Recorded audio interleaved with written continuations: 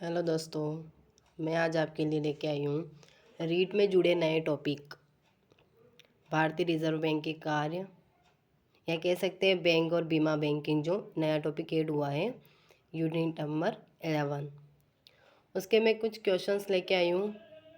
Total 15 question है, जिसमें से आप कीजिए और कमेंट बॉक्स में बताना कि आपके कितने सही होते हैं। आज का क्वेश्चन नंबर फर्स्ट है, भारतीय रिजर्व बैंक का पहला मुख्यालय कहाँ था?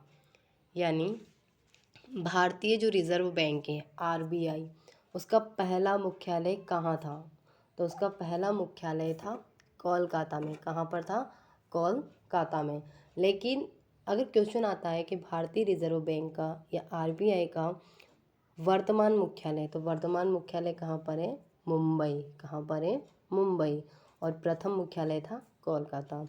तो इसका राइट आंसर हो जाएगा सी, कोलकाता। क्वेश्चन नंबर 2, किस आयोग ने भारतीय रिजर्व बैंक के गठन की सिफारिश की? किस आयोग ने भारतीय रिजर्व बैंक के गठन की सिफारिश की थी? यानी उस आयोग का नाम बताना है या उस समिति का नाम बताना है जिसने आरबीआई के गठन की सिफारिश की थी। तो उस समिति का नाम है बी, हिल्टन यंग कमीशन। कौन सी समिति थी?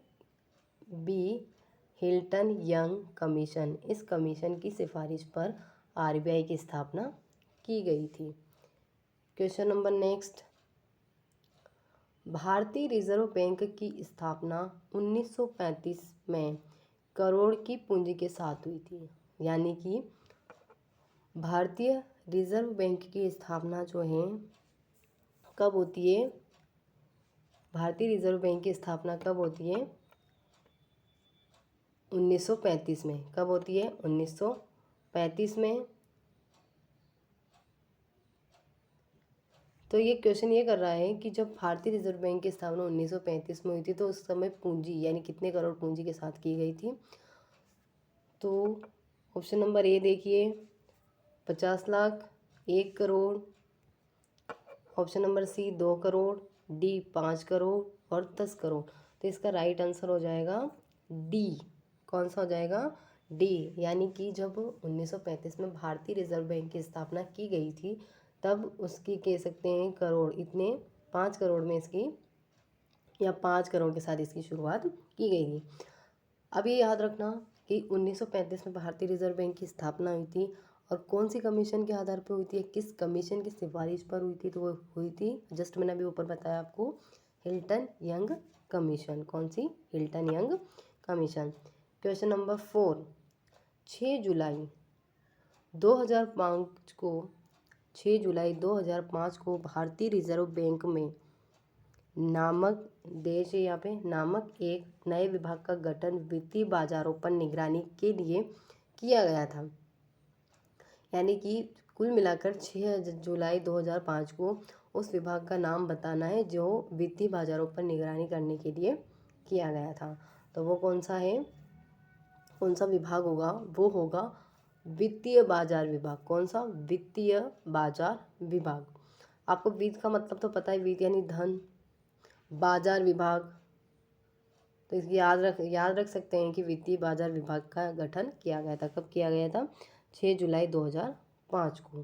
क्वेश्चन नंबर 5, भारतीय रिजर्व बैंक नोट मुद्रण प्राइवेटी या प्राइवेट लिमिटेड भारतीय रिजर्व बैंक द्वारा किस वर्ष स्थापित की गई? BRBNML इसकी फुल फॉर्म हो जाएगी भारतीय रिजर्व बैंक नोट मुद्रण प्राइवेट लिमिटेड। भारतीय रिजर्व बैंक द्वारा किस वर्ष स्थापित की गई थी? तो किस वर्ष स्थापित की गई थी? तो वो की गई थी 1995 में। आंसर होगा डी, 1995 में। Question number next, question number 6 है, जनवरी 1938 में आरबीआई द्वारा जारी किया गया पहला नोट कौन सा मूल्य वर्ग का था? जनवरी 1938 में आरबीआई द्वारा जारी किया गया पहला जो नोट था वो कौन से मूल्य वर्ग का नोट था? यह कह सकते हैं ये पूछना चाहता है कि आरबीआई ने सबसे पहले कौन से नोट को बाहर कह सकते हैं नोट को निकाला था। तो उसका आंसर हो जाएगा बी, नोट 5, या कह सकते हैं रुपये 5 का। 5 रुपये का सबसे पहले इन्होंने मूल्य वर्ग का नोट जारी किया था। नेक्स्ट क्वेश्चन, आरबीआई में केंद्रीय निदेशक मंडल की कुल संख्या कितनी है? आरबीआई में केंद्रीय निदेशक मंडल की कुल संख्या कितनी है? 20, 15, 10, 8, 4। तो कितनी हो जाएगी टोटल? 20। कितनी संख्या है? 20। किसमें? आरबीआई के जो केंद्रीय निदेशन मंडल है उसमें। नेक्स्ट क्वेश्चन 8, आरबीआई किस अधिनियम के तहत स्थापित हुआ? आरबीआई जो है किस अधिनियम इंग्लिश में इसका वर्ड होता है एक्ट, या कह सकते हैं किस एक्ट के तहत आरबीआई की स्थापना हुई थी? तो वो हुई थी बी, आरबीआई अधिनियम 1934। आरबीआई अधिनियम आरबीआई एक्ट 1934 के तहत आरबीआई की स्थापना होती है 1935 में। कब हुई थी? 1935 में। क्वेश्चन नंबर 9, रिजर्व बैंक का राष्ट्रीयकरण किस वर्ष में किया गया? रिजर्व बैंक का राष्ट्रीयकरण किस वर्ष में किया गया? ए 1934, बी 1949, सी 1955, डी 1969। तो इसका आंसर क्या हो जाएगा? 1949। राष्ट्रीयकरण का मतलब है ये जब स्थापित हुई तो ये स्थापित कब हुई थी? जब हमारा भारत आज़ाद नहीं हुआ था। तो राष्ट्रीयकरण या पूर्णतः अपने राष्ट्र के अंडर में कब आई थी? आई थी 49 में। इसलिए कहेंगे कि राष्ट्रीयकरण कब हुआ था? 1949 में। नेक्स्ट क्वेश्चन, रिजर्व बैंक के केंद्रीय निदेशक मंडल को किसके द्वारा नियुक्त किया जाता है? रिजर्व बैंक के केंद्रीय निदेशक मंडल को किसके द्वारा नियुक्त किया जाता है? केंद्र सरकार, आरबीआई के गवर्नर के द्वारा, भारत के राष्ट्रपति के द्वारा, राज्य सरकार के द्वारा, या फिर इनमें से कोई नहीं। यह ऑप्शन ए तो रॉन्ग हो जाएगा, क्योंकि ऐसा तो हो ही नहीं सकता कि 4 ऑप्शन है और इनमें से कोई नहीं। तो आपको इन चारों ऑप्शन में से बताना है कि किसके द्वारा केंद्रीय निदेशक मंडल के नियुक्ति किया जाता है।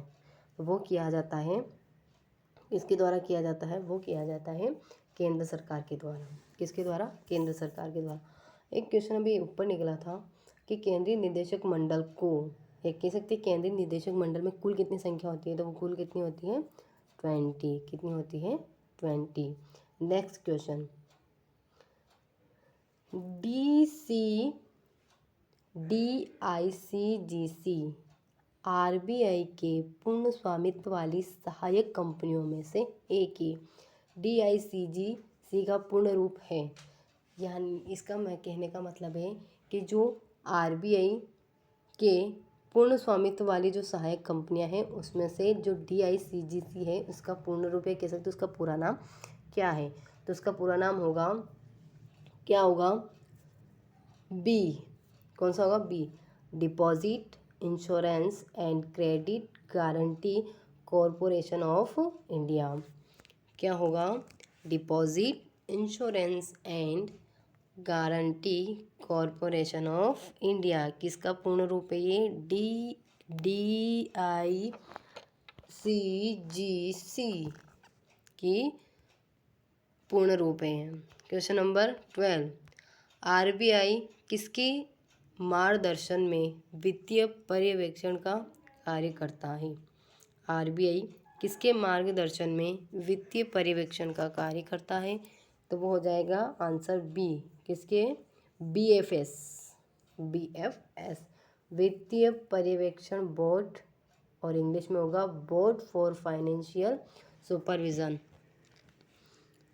या एक क्वेश्चन इसमें से ये बन के आ सकता है कि BFS का पूरा नाम क्या है? तो क्या हो जाएगा? बोर्ड ऑफ फाइनेंशियल सुपरविजन, और हिंदी में हो जाएगा वित्तीय पर्यवेक्षण बोर्ड।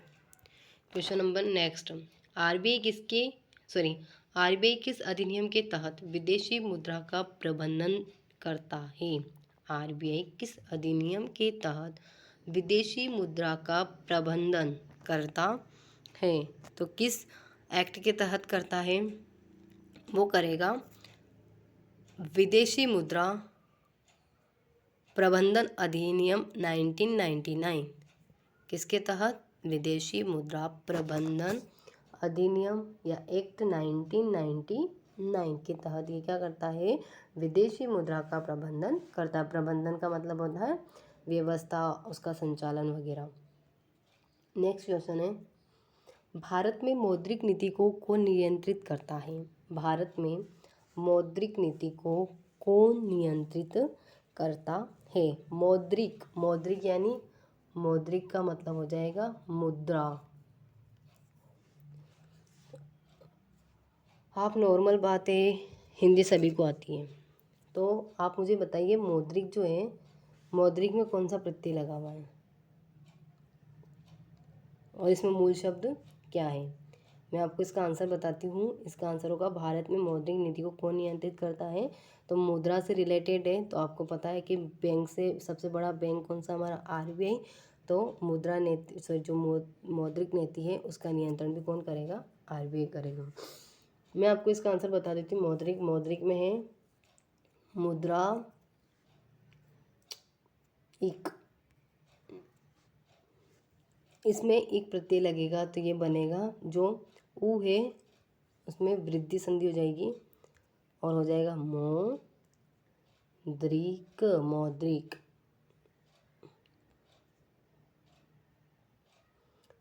लास्ट क्वेश्चन है आज का, मौद्रिक नीति का मुख्य उद्देश्य क्या है? मौद्रिक नीति का मुख्य उद्देश्य क्या है? तो मौद्रिक नीति का मुख्य उद्देश्य क्या है? गतिरोध स्थिरता, मुद्रास्फीति कम करना, मनी सर्कुलेशन, मूल्य स्थिरता, या इनमें से कोई नहीं। तो कौन सा आंसर हो जाएगा? मुद्रास्फीति कम करना, रिड्यूस्ड इन्फ्लेशन। क्या करना? मुद्रास्फीति को कम करना, यानी मुद्रास्फीति का मतलब है मूल्य जो वृद्धि होती है इसको कम करना। आई होप आपको ये क्वेश्चन अच्छे लगे होंगे। और ये अभी रीट में जो नया सिलेबस आया है उसके अंडर एक एसएसटी में 11 यूनिट ऐड की गई है जिसमें बीमा बैंकिंग से रिलेटेड है वो। तो आप मुझे कमेंट बॉक्स में कमेंट करके बताइए कि आपको ये क्वेश्चन कैसे लगे और आपके कितने सही हुए हैं। तो प्लीज़ मेरे चैनल को लाइक सब्सक्राइब करें और हो सके तो मेरे चैनल को शेयर करना ना भूलें। Thank you.